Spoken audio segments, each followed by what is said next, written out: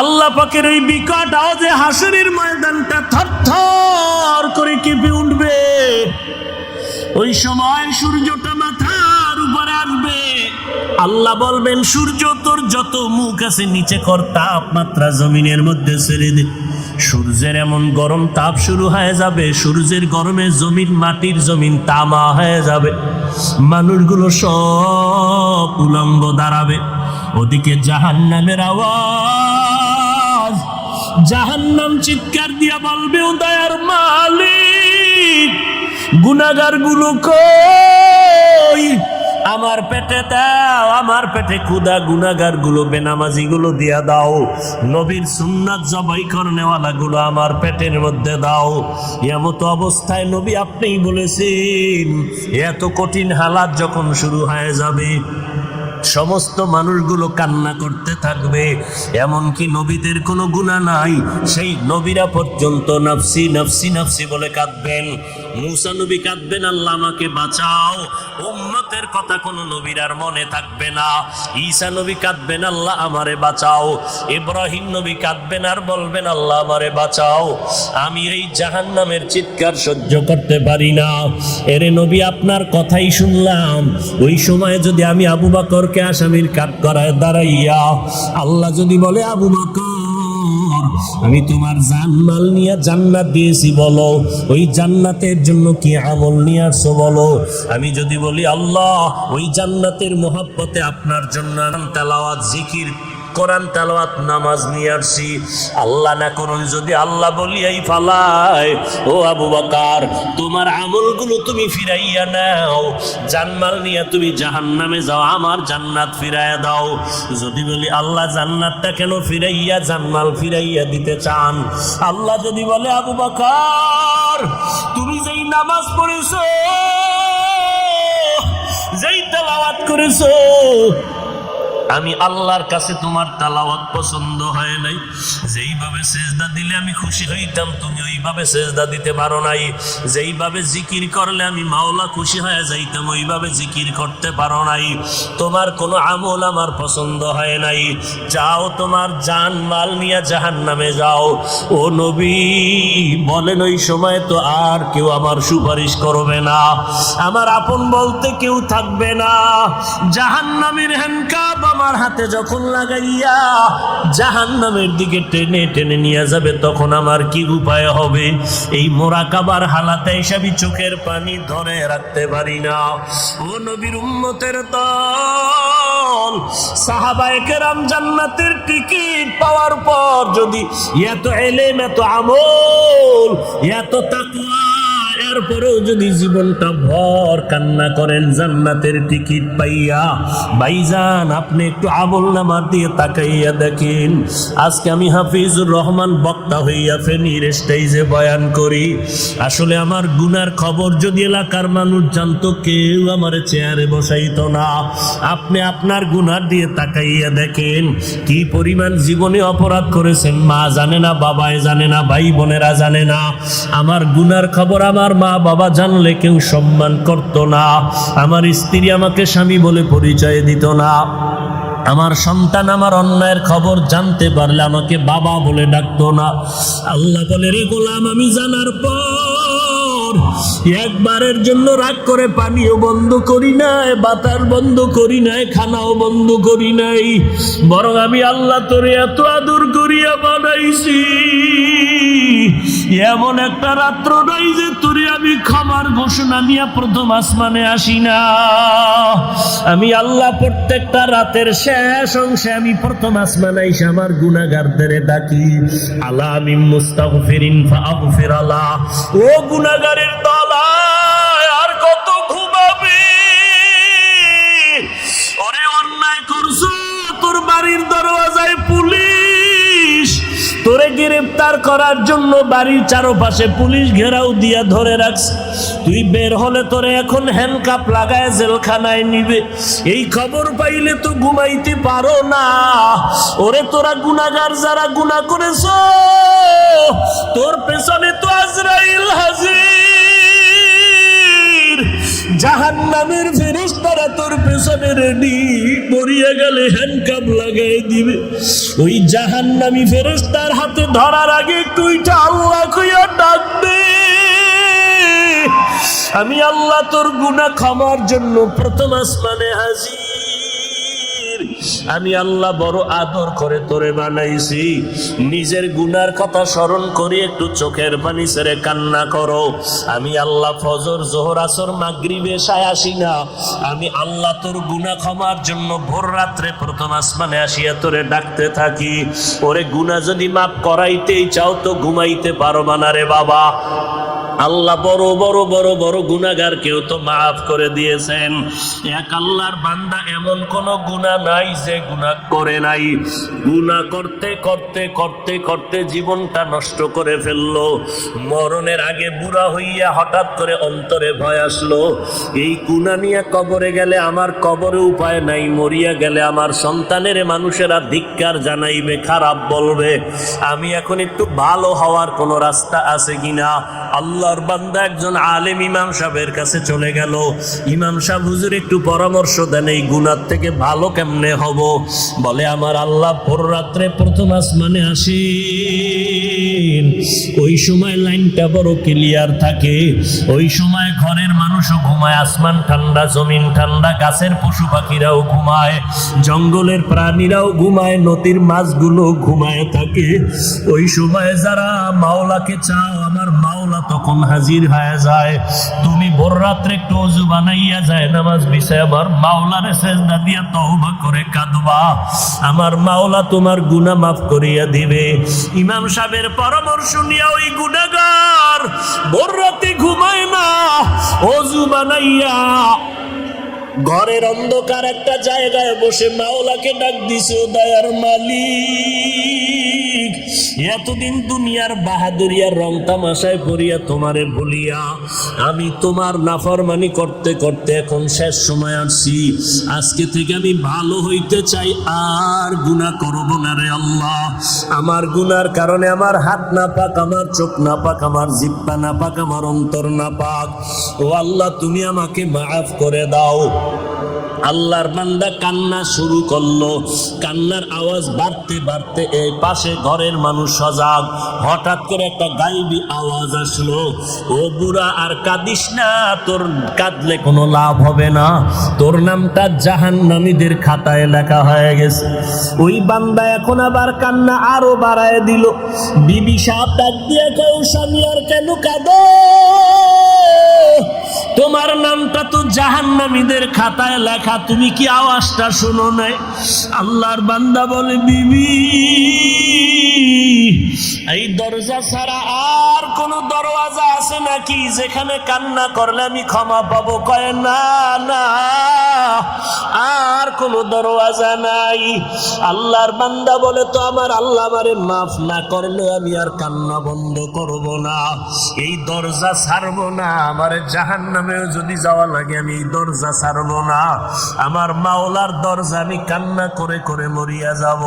এই কথা বলিয়া যখন আবার কান্না শুরু, বিনয়ের সাথে কাঁদে আর বলে, মালিক, সন্তান হাজারবার অন্যায় করিয়া চোখের পানি ছাড়লে মা বাবার দয়া না হইয়া পারে না, ছাত্র হাজারবার অন্যায় করিয়া ওস্তাদের সামনে চোখের পানি ছাড়লে ওস্তাদের দয়া না হয়ে পারে না। ও আল্লাহ, ওই মা বাবা ওস্তাদের থেকে কি তোমার দয়া কম? তোমার মায়া তো আরো 1000 গুণ বেশি। তুমি আমারে কেন ফিরাইয়া দিবা? যদি আমারে মাফ না করো, রহমান নামটা কেন রাখছো? গফফার নামটা কেন রাখছো? আল্লাহর বান্দা এভাবে যখন আবার কান্না শুরু করে দিল, হঠাৎ করে গায়েবী আওয়াজ বলে, রে বান্দা, আর কাদা লাগবে না, তোর নামটা এখন জাহান্নামীদের খাতায় আর নাই, তোর নাম এখন জান্নাতীদের খাতায় লেখা হয়ে গেছে। ও আল্লাহর বান্দারা, ও যুবকেরা, ও স্কুল কলেজ ভার্সিটির ছাত্র ভাইরা, যেদিন আর দুনিয়াতে বাঁচবা, জান্নাতের পথ আর জাহান্নামের রাস্তা কিন্তু ছাড়ার রাস্তা নাই। জান্নাতের পথে যাইবা নাকি জাহান্নামের পথে যাইবা চিন্তা ভাবনা করিয়া চলো। তোমার মতো কত যুবক স্কুল কলেজে পড়িয়াও নামাজ ছাড়ে না। বলো বাবা তুমি কেন নামাজ পড়তে পারো না? তোমার মতো যুবক ড্রাইভারি করে নামাজ ছাড়ে না, চাকরি করে নামাজ ছাড়ে না, র্যাব আর্মি পুলিশ বিডিআর নামাজ বাদ দেয় না। বলো বাবা তুমি কেন পারো না? তোমার মতো যুবক দেখো ময়দানে কৃষি কাজ করে নামাজ বাদ দেয় না। তোমার মতো যুবক আজকে দেখো নদীর মধ্যে মাছ ধরে নামাজ ছাড়ে না, ব্যবসা করে শ্রমিকের কাজ করে নামাজ ছাড়ে না। চেয়ারম্যান মেম্বার এমপি মন্ত্রী নামাজির অভাব নাই, তুমি কেন পারবা না? তোমার ক্লাসের ছাত্র ছাত্রী যদি নামাজ পড়তে পারে তুমিও তওবা করো। ওই জাহান্নামের আগুন সহ্য করার শক্তি কারো নাই। আবু বকর জান্নাতের টিকিট পাইয়াও যদি কাঁদে তুমি কেন কাঁদতে পারো না? ইন্নাল্লাযীনা আমানু ওয়া আমিলুস সালিহাতি কানাত লাহুম জান্নাতুল ফিরদাউসি নুজুলা। জান্নাতের মধ্যে সর্বোত্তম জান্নাতের নাম জান্নাতুল ফিরদাউস। আল্লাহ কয় ওই জান্নাত আমি 2 গুণওয়ালা মানুষের দান করব। 1 নম্বর গুণের নাম পরিশুদ্ধ ঈমান, দ্বিতীয় গুণের নাম নেক আমল। যেখানে ঈমানের বয়ান সেখানে আমলের বয়ান।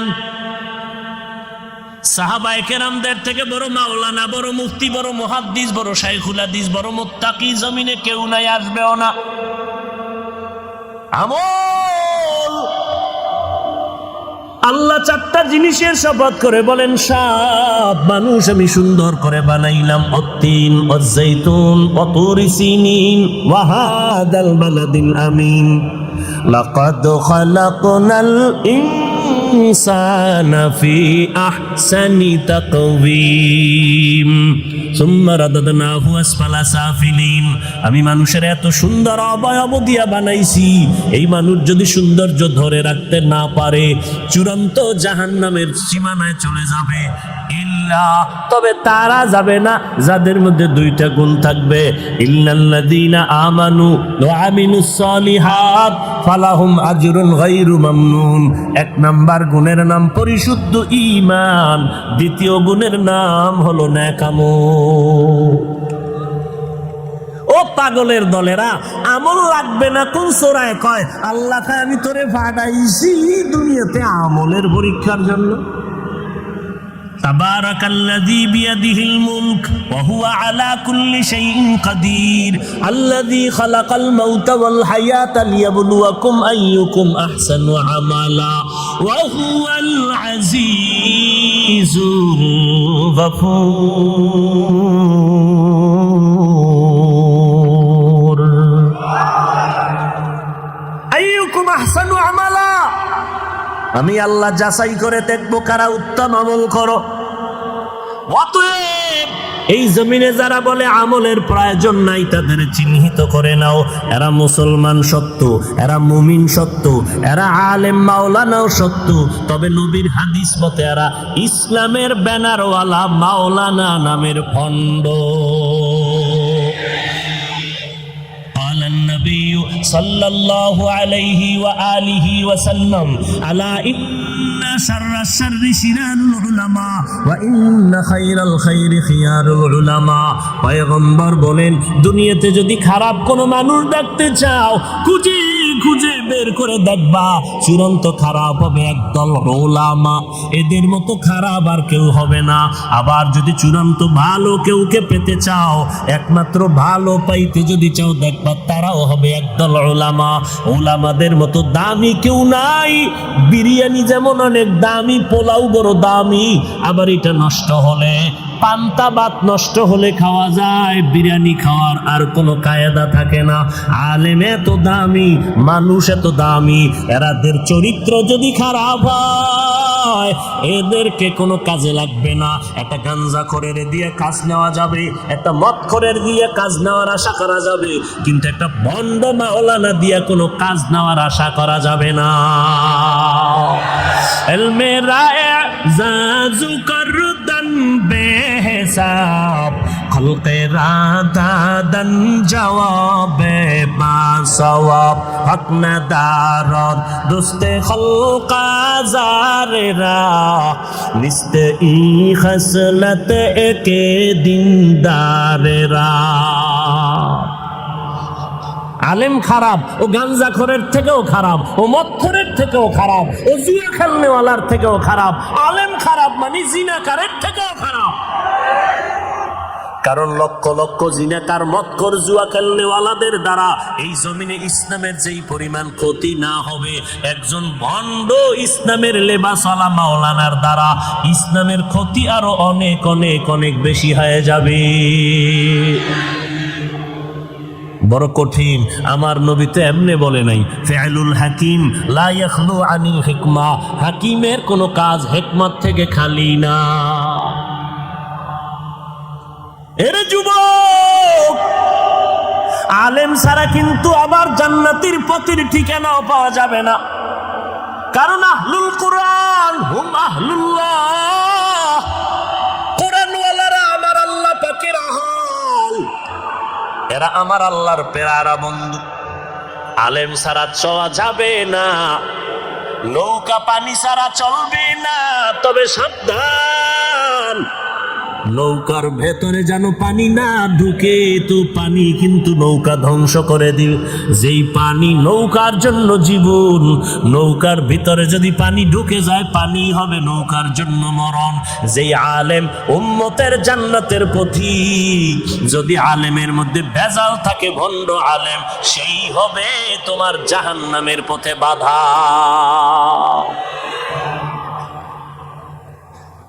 ভাইরা আমার, আল্লাহ পাক বলেন, আমি কসম করে বলছি, সারা দুনিয়ার মানুষগুলো জাহান্নামে যাবে। আল্লাহর কসমের কথা, সারা দুনিয়ার মানুষ জাহান্নামে যাবে, 4 গুণওয়ালা মানুষ জান্নাতে যাবে। ওয়াল আসর ইন্নাল ইনসানা লাফি খুসর ইল্লাল্লাযীনা আমানু ওয়া আমিলুস সালিহাত। আল্লাহ পাক বলেন, আসরের শপথ, সব মানুষগুলো জাহান্নামে যাবে, 4 গুণওয়ালারা জান্নাতে যাবে। 1 নাম্বার গুণের নাম ঈমান, দ্বিতীয় গুণের নাম হলো নেকামল। আমল লাগবে নি? জোরে বলেন। সাহাবায়ে কেরাম আমল করছেননি? সাহাবায়ে কেরামের মতো বড় ইলমওয়ালা, আমলওয়ালা, তাকওয়াওয়ালা বর্তমানে কেউ আসেনি?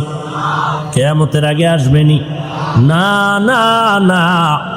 অথচ আবার এই সাহাবায়ে কেরামের মধ্যে 10 জন সাহাবা জমিনে থাকতে জিন্দা হালাতে জান্নাতের টিকিট পেয়েছিলেন। কয়জন? আর আস্তে করে বলেন, জানা থাকলে বলবেন। প্রথম সিরিয়ালে কার নাম? দ্বিতীয় সিরিয়ালে কার নাম? তৃতীয় সিরিয়ালে কার নাম? চতুর্থ সিরিয়ালে কার নাম? রাদিয়াল্লাহু আনহুম আজমাইন। বর্তমান বাংলাদেশের জমিনে দাঁড়াইয়া এক মাওলানা নামের ভণ্ড কয়, ওমরে ফারুক হলো একজন ভণ্ড। আরো জোরে কও, নাহলে হুজুরেও মার খাইবে, তোরাও খাবি। ওই মাওলানা ওমরকে ভণ্ড বলার কারণে, যেমন ওই মাওলানা আমার নবীদেরকে দোষী বলার কারণে, ওই মাওলানা কালেমাকে কুফরি করার কারণে, ওই মাওলানা কোরআনে ভেজাল আছে বলার কারণে যেমন বেঈমান, ওই মাওলানার ভক্ত যদি কেউ থাকো, প্রতিবাদ না করে যদি চুপ থাকো, তুমি চুপ থাকার কারণেও তুমি বেঈমান। মাওলানার গোলামি করিস না, মাওলার গোলামি কর। মাওলানার গোলামি না মাওলার। या इलाही मुझसे मुझको दूर कर ताकि देखो मुझ में तुझको। এক জায়গায় এই বয়ানটা এভাবে করতেছিলাম এই কয়েকদিন আগে। স্টেজে অনেক মাওলানা বসা, প্যান্ডেলে অনেক মানুষের 3 গুণ বেশি। গাজীপুর এলাকায় বয়ান করে চলে আসছি। এই যে কোরআনে জাল আছে, কালেমা কুফরি, পরে শুনি কি মাওলানা সাহেবরা বলতেছে হাফিজ সাহেবরে বয়ান করতে দাওয়াত দিয়া এই কথা বলতে আমরা আনছি। আমি শুনে বললাম এই মাওলানা গুলো আমার একটু দরকার। আমি কপালে লাল কালি দিয়া বইলা দিতাম যে তুমিও বেঈমানের খালাতো ভাই। তোমার পিছনে নামাজ হবে না, লিখে নাও। কোরআনে জাল আছে বলার দ্বারা বেঈমান, ওর পিছনে নামাজ হবে না, একে সালাম দেওয়া জায়েজ নাই। মাস্তানি করো, ইসলামটাকে ধ্বংস করে দিয়েছে। আজকে মানুষের সামনে মুখ দেখানো যায় না, সাধারণ মুসলমান সেই সেই করে আমাদেরকে। ইসলামটাকে নিয়ে রাবারের মতো টানাটানি,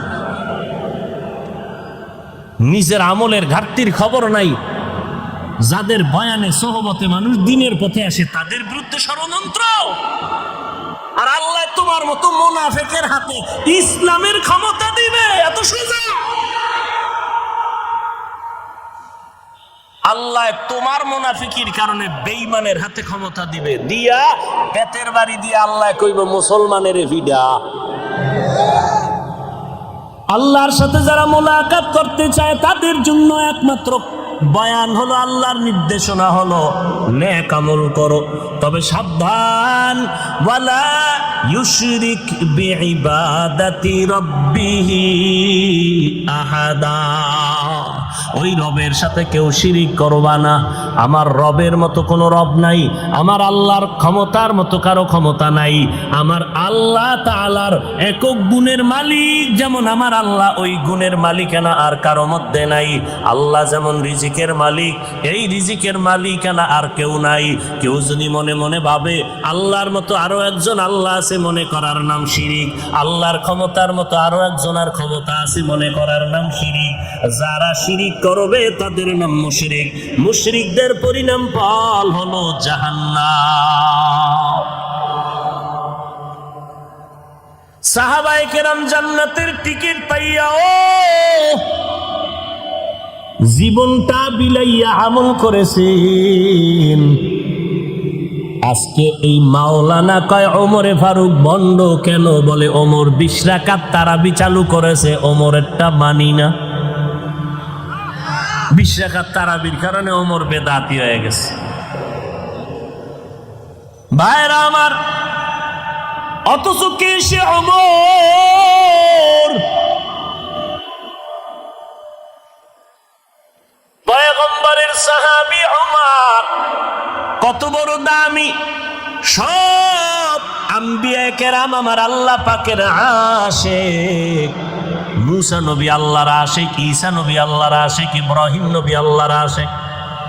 আপনাদের জানা থাকলে একটু বলবেন আমার আল্লাহ কার আশিক? জানা নেই? সমস্ত নবী পয়গম্বর আমার আল্লাহর আশিক। আর আমার আল্লাহ নিজে হলেন আমার নবী, মায়ার নবী মুহাম্মদের আশিক। ঠিক তেমনি ভাবে সমস্ত সাহাবায়ে কেরাম মুহাম্মদের আশিক। আবু বকর নবীজির আশিক, ওসমান মুহাম্মদের আশিক, হযরত আলী মুহাম্মদের আশিক, সব সাহাবায়ে কেরাম মুহাম্মদের আশিক। মুহাম্মদ নিজে হলেন ওমরে ফারুকের আশিক। আল্লাহ ওমরের উপরে খুশি হইয়া কোরআনে আয়াত নাযিল করেছেন। বাইতুল্লাহ তাওয়াফ করার পরে ওয়াজিব হলো 2 রাকাত নামাজ পড়বে। নামাজ তাওয়াফ করলেন নবী, সাহাবায়ে কেরাম 2 রাকাত নামাজ কোথায় পড়বেন? হজরে আসওয়াদের কাছে, নাকি বাইতুল্লাহর দরজার কিনারায়, নাকি জমজম পানির নিকটে? ওমর বলে পয়গম্বর আমার অন্তরের ধারণা বা পরামর্শ, ইব্রাহিম নবী যেই পাথরে দাঁড়াইয়া বাইতুল্লাহ নির্মাণ করেছেন, ওই পাথরে মাকামে ইব্রাহিম নামে পাথরটা আজও আছে। আমার ধারণা বা পরামর্শ মাকামে ইব্রাহিমের পেছনে নামাজ পড়বেন। নবী বলে ওমর শুনলাম সিদ্ধান্ত আসবে পয়গম্বরের দরবারে, আল্লাহর দরবার থেকে। জিবরাইল আমিন আইসা কয়, ও পয়গম্বর, আল্লাহ জানাইছেন ওমরের পরামর্শ আল্লাহ মেনে নিয়েছেন, আপনাকেও মানতে বলেছে। ভাইরা আমার, সাহাবায়ে কেরাম জান্নাতের সুসংবাদ পাওয়ার পরও তাদের হালাত, ইবাদত আরো বাড়ায় দিলেন, আমল বাড়ায় দিলেন। মায়ার নবী বলেন আমি রাতের বেলা হঠাৎ কানের মধ্যে আওয়াজ, কান্না আসতেছে, কান্নার আওয়াজ। খুঁজতে গিয়া দেখলাম আবু বকর নামাজে দাঁড়ায় দাঁড়ায় কান্না করেন রাতের গভীরে। নামাজ আনতে নবী বললেন, আবু বকর নামাজে কেন কাঁদলেন? বলে, আল্লাহর আদালতে দাঁড়াইয়া হিসাব দেওয়ার ভয় কান্না করেছি। বলে, আপনার নামে না জান্নাতের টিকিট ওকে করা আছে, আবার কেন ভয়? আবু বকর বলে, নবী আপনি বুঝেন না, জানেন না, যে আল্লাহ টিকিট দিছেন ওই আল্লাহ না জানি কোন অপরাধ হলে টিকিট ক্যান্সেল করে দিতে পারে। অন্তরে ভয়। আবু বকর বলে, নবী কোরআন শরীফের একটা আয়াত আমাকে আজকে বারবার কান্না করাইলো। ইন্নাল্লাহা আশতারা মিনাল মুমিনিনা আনফুসাহুম ওয়া আমওয়ালাহুম বিআন্না লাহুমুল জান্নাহ। আল্লাহ বলে, আমি মুমিনের জান মাল কিনে নিয়েছি, বিনিময়ে মুমিনের জান্নাত দিয়েছি। নবীকে এটা তো খুশির খবর, আবার কাদার কি আছে?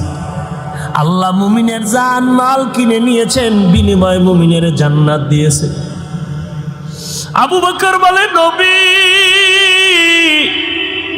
কান্নার কারণ, আমি একটা কাপড়ের দোকান দেই, আমি ব্যবসা করি, কাপড়ের ব্যবসা।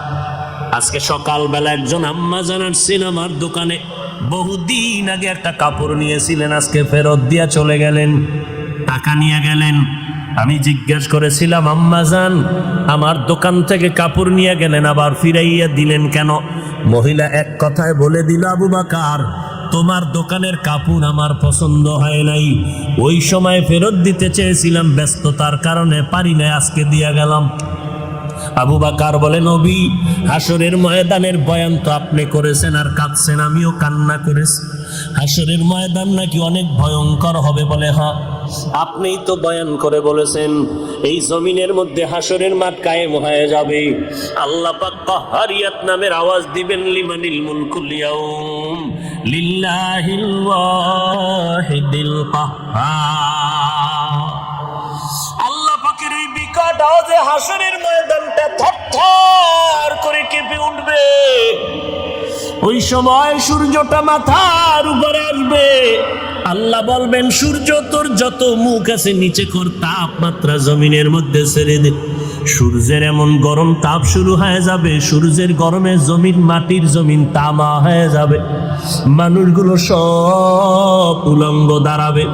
ওদিকে জাহান্নামের আওয়াজ, জাহান্নাম চিৎকার দিয়া বলবে, ও দয়ার মালিক গুনাহগার গুলো কই, আমার পেটে দাও, আমার পেটে ক্ষুধা, গুনাহগার গুলো বেনামাজি গুলো দিয়া দাও, নবীর সুন্নাত জবাই করনেওয়ালা গুলো আমার পেটের মধ্যে দাও।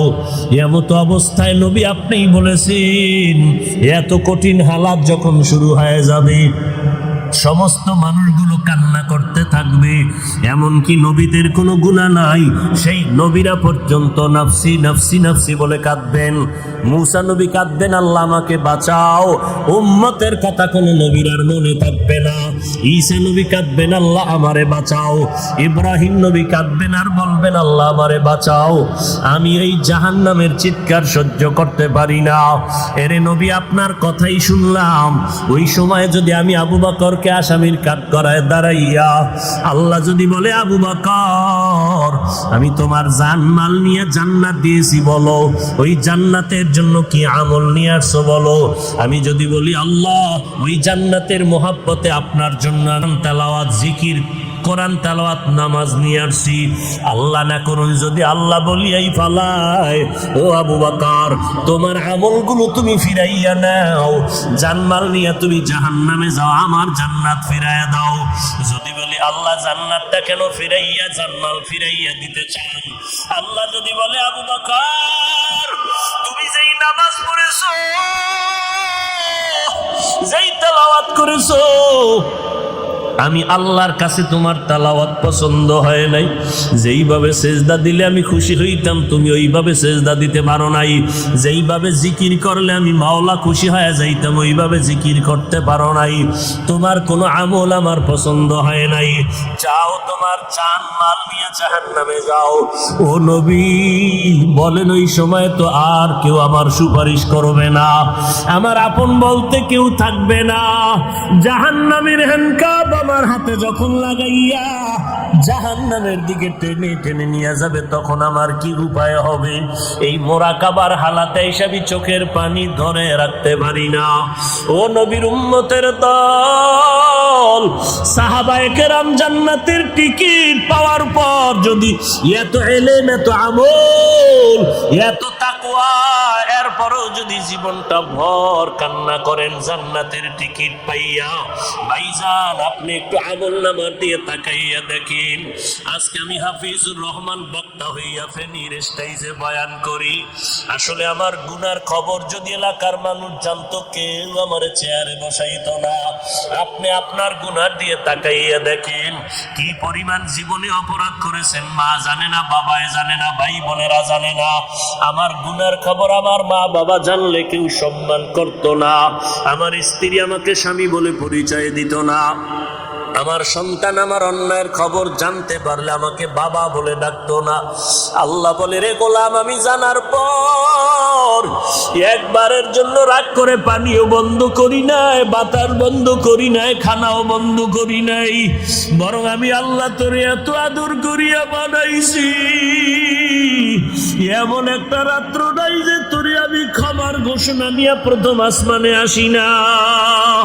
আমি আল্লাহ প্রত্যেকটা রাতের শেষ অংশে আমি প্রথম আসমানে এসে আমার গুনাহগারদের ডাকি, আলা বিল মুস্তাগফিরিন ফাগফির আলা।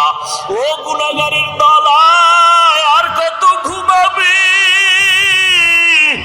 ওরে অন্যায় করছো, তোর বাড়ির দরওয়াজায় পুলিশ, তোরে গ্রেফতার করার জন্য বাড়ির চারপাশে পুলিশ ঘেরাও দিয়া ধরে রাখছে, তুই বের হলে তোরে এখন হ্যান্ডকাপ লাগায় জেলখানায় নিবে।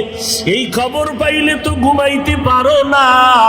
ওরে তোরা গুনাহগার যারা গুনাহ করেছো, তোর পেছনে তো আজরাইল হাজির, জাহান্নামের ফেরেশতারা তোর পেছনে রেডি, মরিয়া গেলে হ্যান্ডকাপ লাগাই দিবে। ওই জাহান্নামী ফেরেশতার হাতে ধরার আগে একটু উইটা আল্লাহ কইয়া ডাক দে, আমি আল্লাহ তোর গুনাহ ক্ষমার জন্য প্রথম আসমানে হাজির। আমি আল্লাহ বড় আদর করে তোরে বানাইছি, নিজের গুনার কথা স্মরণ করে একটু চোখের পানি ছেড়ে কান্না করো। আমি আল্লাহ ফজর, যোহর, আসর, মাগরিব, এশা আসি না, আমি আল্লাহ তোর গুনাহ ক্ষমার জন্য ভোর রাত্রে প্রথম আসমানে আসিয়া তোরে ডাকতে থাকি। ওরে গুনাহ যদি মাফ করাইতেই চাও তো ঘুমাইতে পারবা না রে বাবা।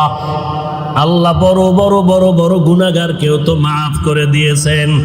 এক আল্লাহর বান্দা এমন কোন গুনাহ নাই যে গুনাহ করে নাই, গুনাহ করতে করতে করতে করতে জীবনটা নষ্ট করে ফেললো, মরণের আগে বুড়া হইয়া হঠাৎ করে অন্তরে ভয় আসলো, এই গুনাহ নিয়ে কবরে গেলে আমার কবরে উপায় নাই, মরিয়া গেলে আমার সন্তানের মানুষেরা ধিক্কার জানাইবে, খারাপ বলবে, আমি এখন একটু ভালো হওয়ার কোন রাস্তা আছে কিনা।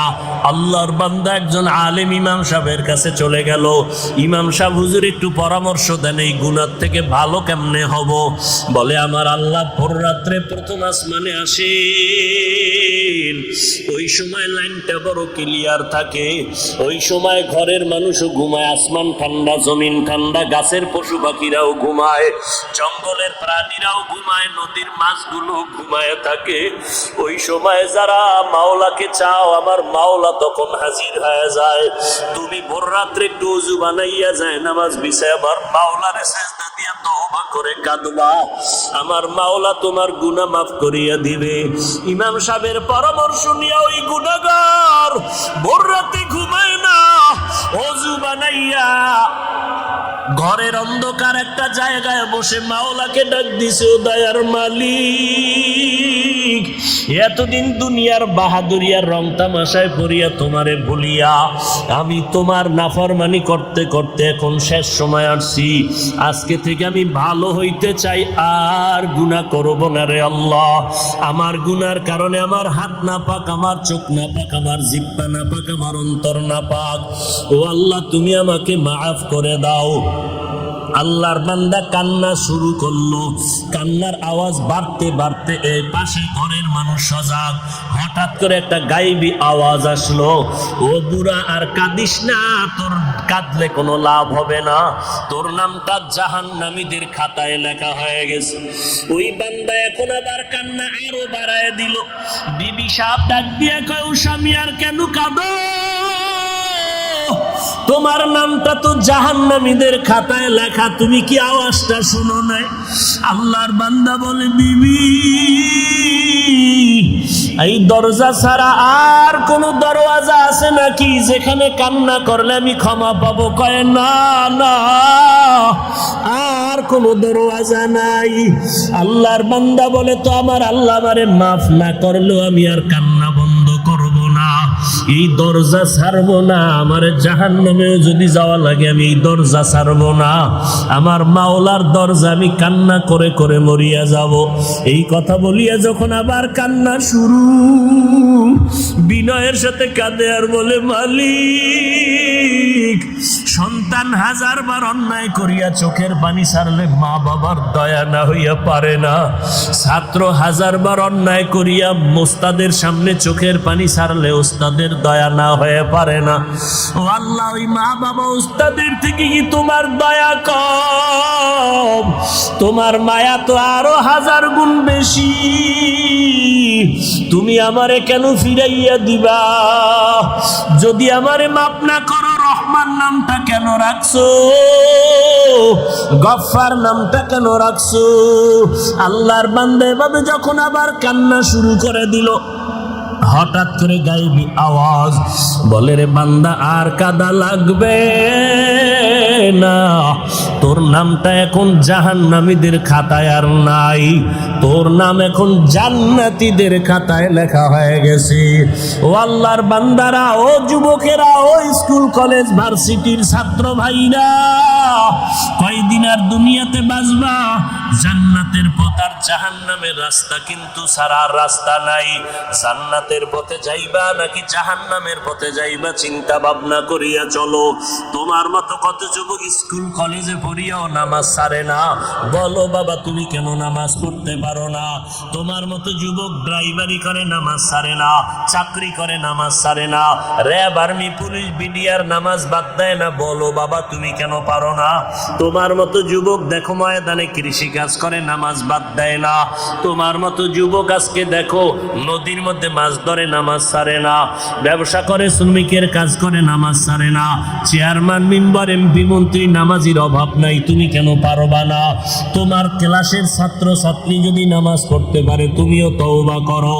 ওই জাহান্নামের আগুন সহ্য করার শক্তি কারো নাই। আবু বকর জান্নাতের টিকিট পাইয়াও যদি কাঁদে, তুমি কেন কাঁদতে পারো না? গুনার কারণে আমার আল্লাহ তোমার উপরে বেজার, গুনার কারণে দিলটা পাথর, এজন্য চোখে তোমার পানি নাই। আল্লাহকে, আমার আল্লাহকে মোহাব্বত করে ডাকো আর বলো, আল্লাহ কান্নাওয়ালা চক্ষু দান করো। যেই চোখে পানি নাই, ওই চোখ দিয়ে আমার কোনো লাভ নাই। যেই জবানে মাওলার জিকির নাই, সেই জবান দিয়া কোনো লাভ নাই। যেই কলবে আখেরাতের ফিকির নাই, সে কলব দিয়া লাভ নাই। আজকে থেকে পেছনের গুনার কথা স্মরণ করে তওবা করো।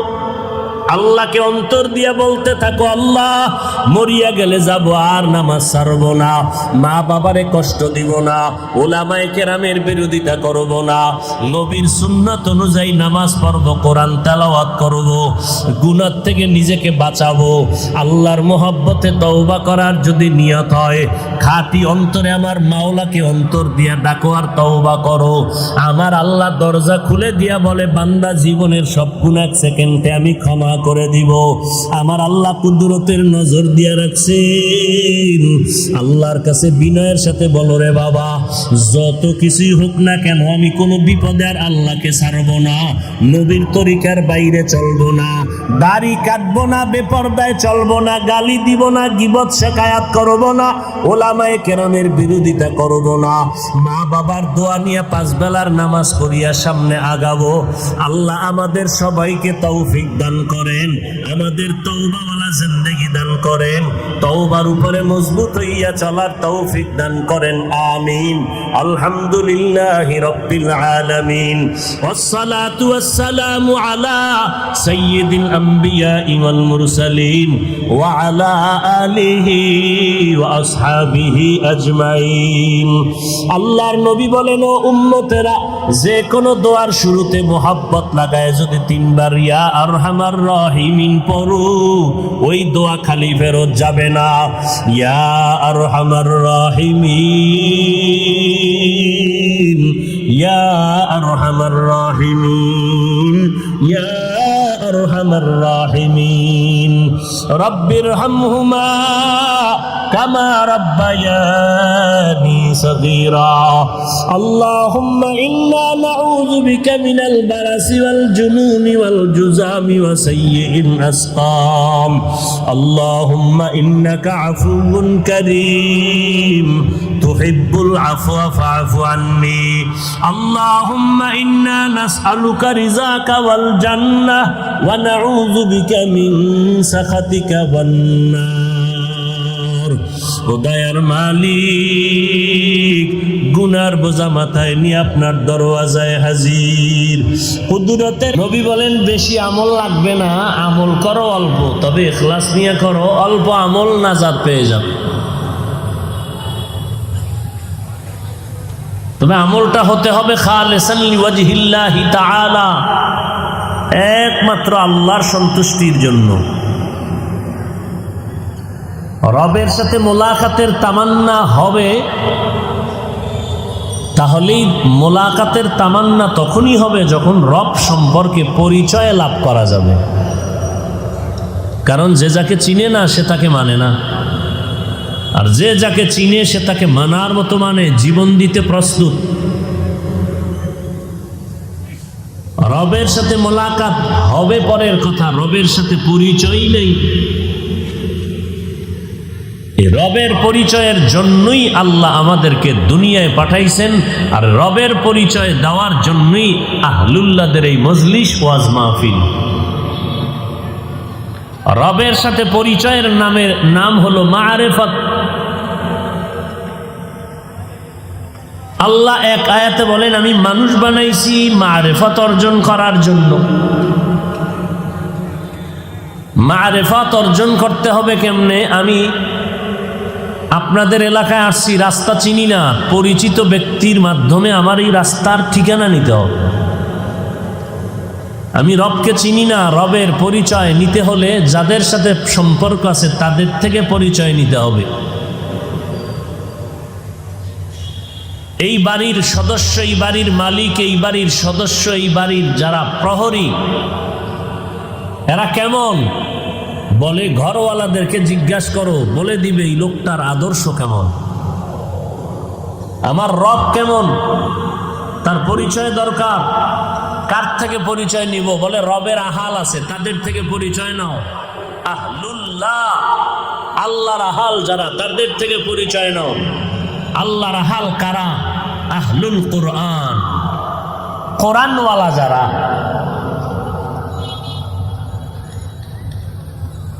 রবের পরিচয় জানতে পারলেই সেই আশেক বান্দা রবের জন্য পাগল হয়ে যাবে। কেমনে রবকে পাই, কেমনে রবকে দেখি? রবের পরিচয় না জানার কারণেই মানুষের ঘরে জন্ম নিয়ে মানুষের বাচ্চা শিকার করতে রাজি হয় না। রবকে চিনে না, রবের সাথে সম্পর্ক নাই,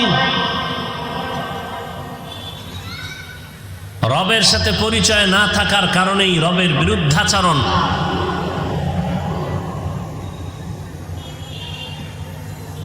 এজন্যই রবের পরিচয় লাভের জন্য ওয়াজ মাহফিল, আল্লাহ ওয়ালাদের সোহবত, আহলুল্লাহদের সম্পর্ক অপরিহার্য কর্তব্য। রবকে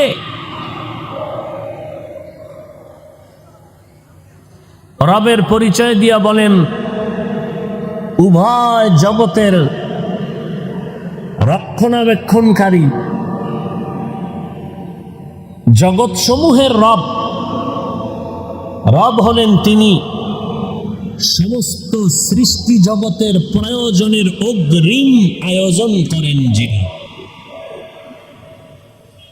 সমস্ত সৃষ্টির প্রয়োজনের অগ্রিম আয়োজন যিনি করেন তিনি হলেন রব। অগ্রিম। পৃথিবীতে আমি আসব, আমার আসার আগে অগ্রিম আমার খানার আয়োজন করেছেন কে? তিনি আমার রব। আমার চলার জন্য রাস্তার প্রয়োজন, আমি হাঁটার আগে আমার রাস্তার ব্যবস্থা করেছেন তিনি রব। আমার পানির প্রয়োজন, আগের থেকে পানির ব্যবস্থা করেছেন তিনি আমার রব। রবকে অস্বীকার করার কোনো সুযোগ নাই। যারা করে তারা নিকৃষ্ট গাদ্দার মানুষরূপী হায়ওয়ান।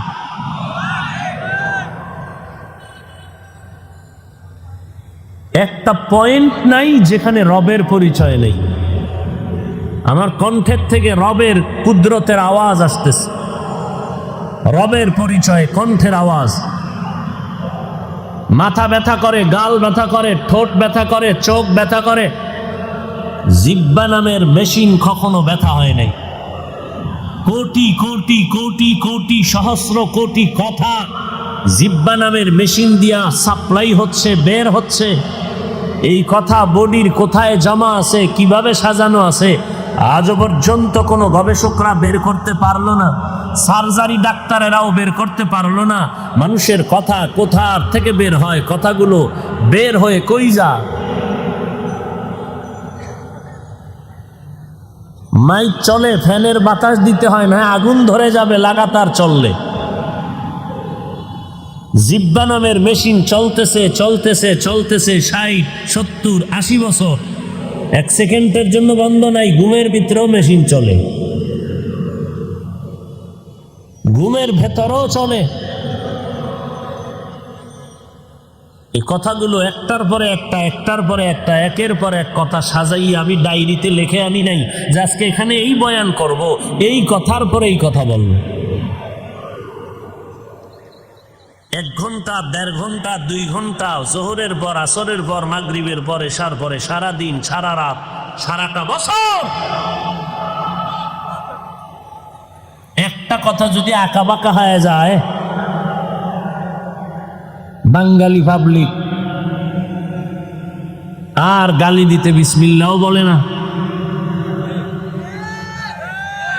অথচ নিজের ভুলে ভরা জিন্দেগি। প্রধানমন্ত্রী বক্তব্য দিবেন, জাতির উদ্দেশ্যে ভাষণ দিবেন, রাষ্ট্রপতি টিম গঠন করে বলা হলো বক্তব্যকে সুন্দর করে সাজিয়ে দাও। শতবার বক্তব্য লিখে কাগজটা ছিঁড়ে সংশোধন করতে করতে করতে করতে 5 মিনিটের বক্তব্যকে শতবার লেখে এরপরে প্রধানমন্ত্রী বা রাষ্ট্রপতি মহোদয়কে দিলেন, তিনি এটাকে মোতালা করলেন 100 বার। 5 মিনিটের বক্তব্য 100 বার মোতালা করলেন। দেখলেন ভুল যদি হয়ে যায়, একটা শব্দ ভুল বের হয়ে গেলে জাতি আমাকে তিরস্কার করো।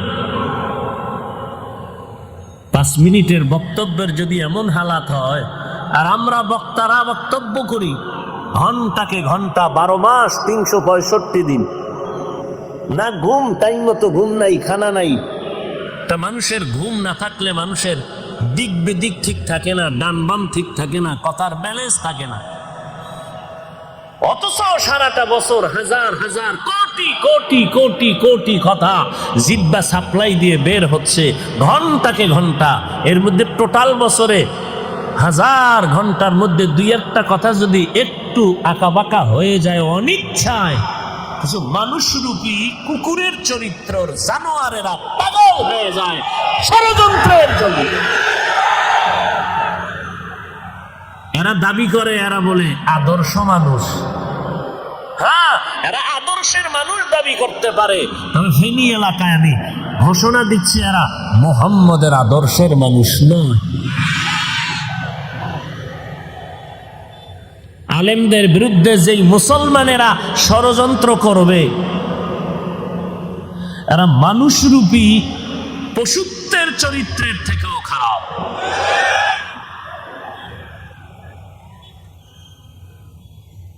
কোথায় যাবেন, কি করবেন, হিসাব মিলানো দরকার। আহলে হক ওলামায়ে কেরাম মানুষের হাতে পায়ে ধরে ধরে ধরে ধরে বিনয়ের সাথে বুঝায়, নামাজ পড়েন, রোজা রাখেন, পর্দা করেন, হালাল খান, সময় পেলে কোরআন দেখবেন সওয়াব, কোরআন পড়বেন সওয়াব, কোরআন ধরবেন সওয়াব, কোরআনের আওয়াজটা কানের মধ্যে নিবেন সওয়াব, সময় পেলে নফল নামাজ পড়বেন সওয়াব, সময় পেলে কাজা নামাজ পড়বেন সওয়াব, রোজা রাখবেন সওয়াব। আহলে হকদের কান্না ভরা দাওয়াত। ঠিক এর পার্শ্বে আরেক দল ইসলামের ব্যানারওয়ালারা আমলের বিরুদ্ধে উম্মতকে অপপ্রচেষ্টায় উম্মত যেন আমলের দিকে আগাইতে না পারে সেই চক্রান্তে লিপ্ত। বলে কাজা নামাজ লাগে না, নফল লাগে না, বিতির লাগে না, কোরআনের অর্থ যদি না জানো পরে কোনো লাভ হবে না। যেই কোরআন আমাদের মূল ভিত্তি, সব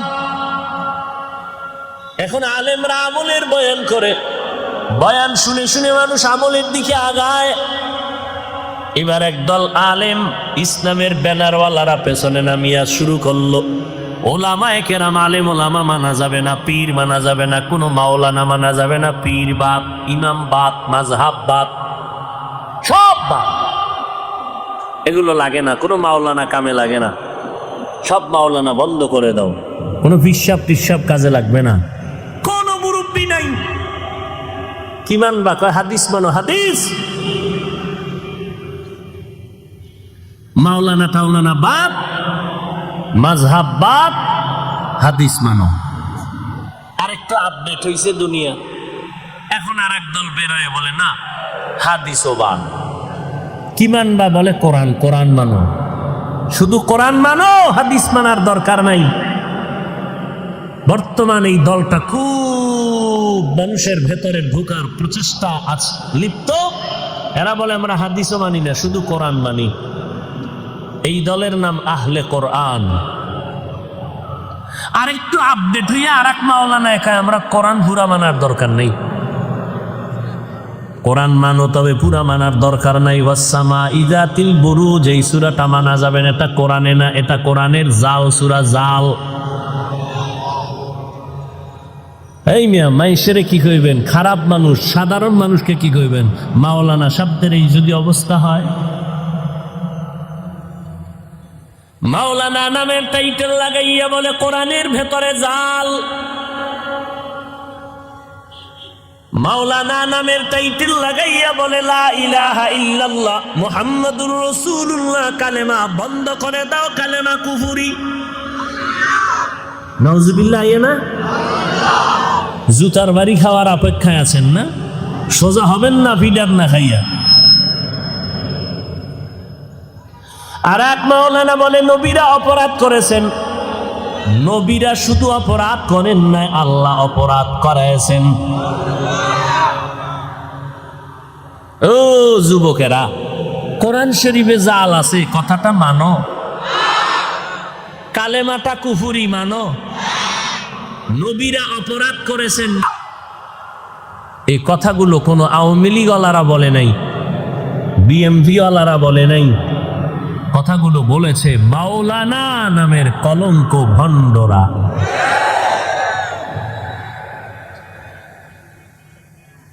এই কথাগুলো আমাদের রাজনীতির কথা না, ইমানের কথা।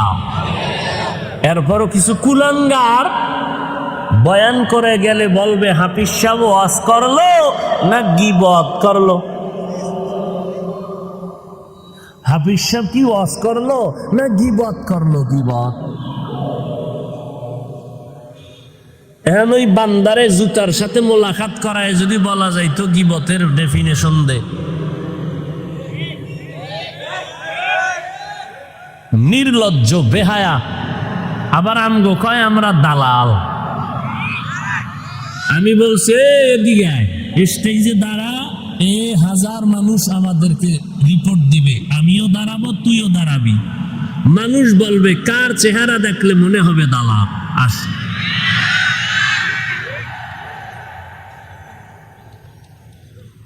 মানুষের পায়ে ধরে ধরে নামাজের কথা বলি, রোজার কথা বলি, দাড়ির কথা বলি, সহ্য হয় না,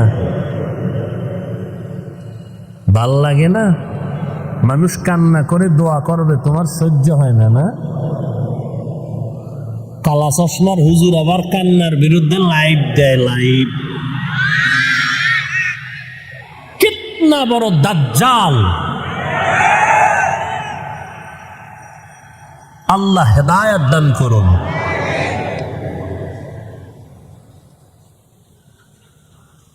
হায় হায় হায় হায়, কি বয়ান শুনবেন? কোরআনে জাল আছে, এই যদি হয় অবস্থা, তো ইসলাম কই, আল্লাহ কই, আমগো হুজুরগিরি কই? কোরআন নাই তো কিছু নেই।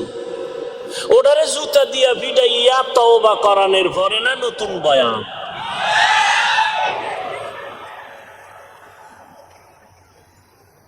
অথচ জাতির কোনো দিলে বাজে না, চুপচাপ। আল্লাহ সারাইছে, আল্লাহ কুদরতের হাত দিয়ে আমগো হেফাজত করছে। যদি কোনো দেওবন্দিওয়ালা কইতো তা উপায় আছিল না। আল্লাহ সারাইছে, কোরআনে জাল আছে, কোনো দেওবন্দি মাওলানা বলে নাই। নবীরা অপরাধ করেছেন, কোনো দেওবন্দি মাওলানা বলে নাই। কালেমা কুফুরি কোনো দেওবন্দি মাওলানারা বলে নাই। বললে না জানি কি পরিমাণ মানব বন্ধন করত ওই দালালেরা। এরা ইসলাম চায়। ইসলাম কি? ইসলাম চায়, কয় মদিনার ইসলামটাকে আমরা মডেল করে নতুন ভাবে সাজাতে চাই।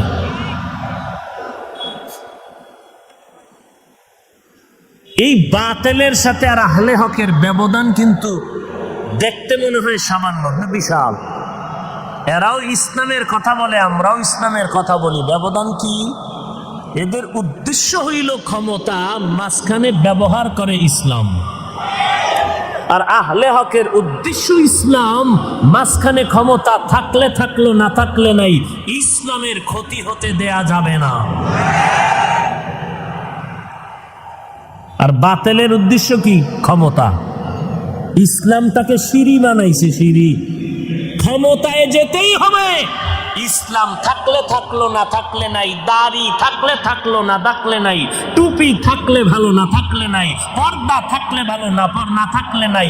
ক্ষমতার চেয়ার পাইতে হলে বেপর্দায় ইফতার খাওয়াও জায়েজ। ক্ষমতা দরকার, ইসলাম পরে চেয়ারে বসবো, এরপর ইসলামের কথা বলবো। এর আগে কিছু বলা যাবে না, আগে ক্ষমতায় যেতে হবে।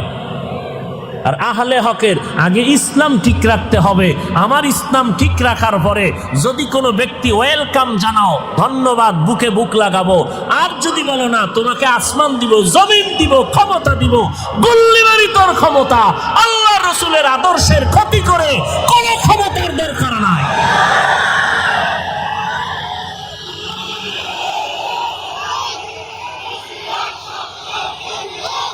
ভাইরা আমার, থামেন থামেন।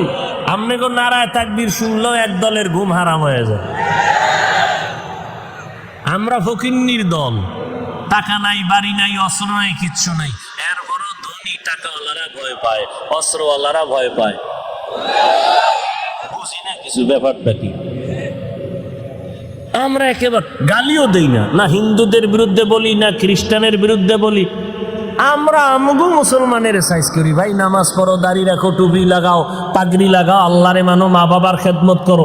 এরপরও আমগো উপরে খালি আঘাত আর আঘাত, মানে সইতেই পারে না। এক সুন্দরী মাইয়া, পেছনে এক যুবক খালি ডিস্টার্ব করে। যুবতী বলে, এই তোর ক্ষতি করছি কেন?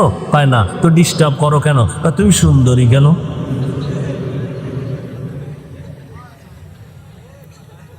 আমরা কেউ গালি দিই না। এরপর আমার উপরে মহা মুসিবত, এক অন্ধ বুড়ি হারিকেন জ্বালাইয়া সন্ধ্যার পরে রাস্তায় হাঁটে। কে? অন্ধ বুড়ি চোখে দেখে।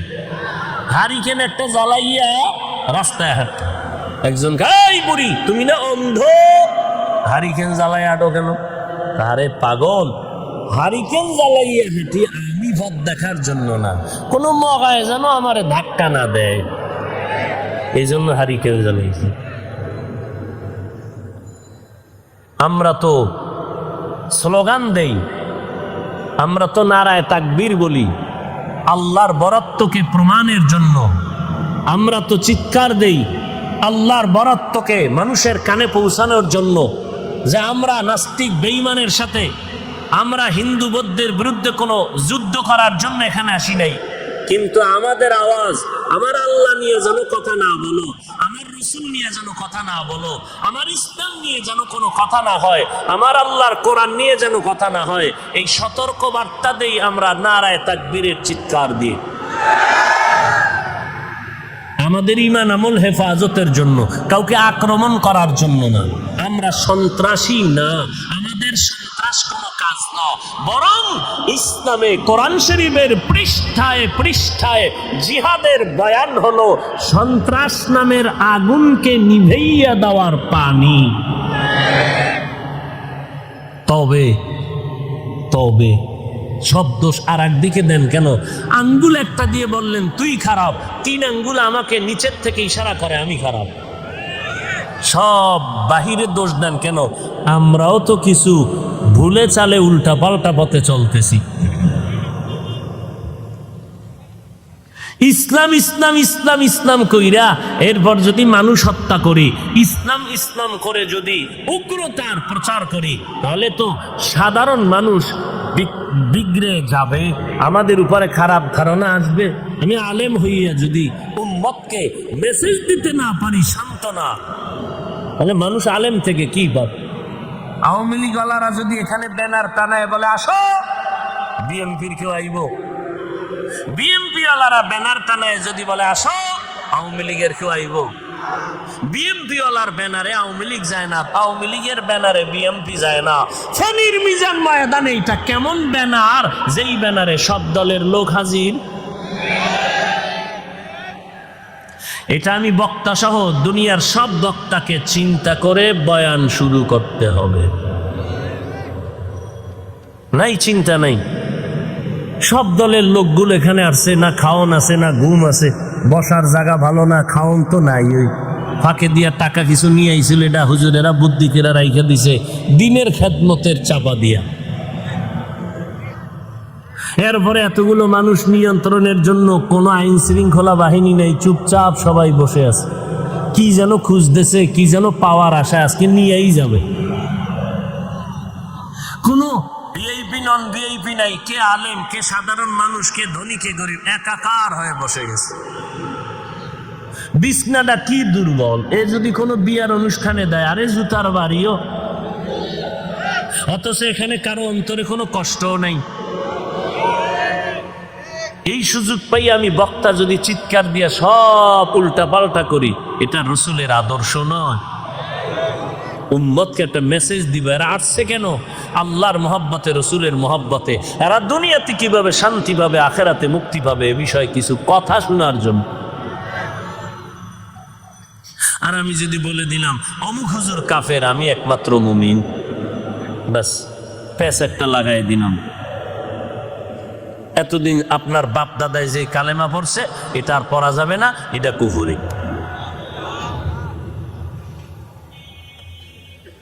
বড় আফসোস, এই যে কথাগুলো বললাম, কারো অন্তরে কোনো আঘাত নেই,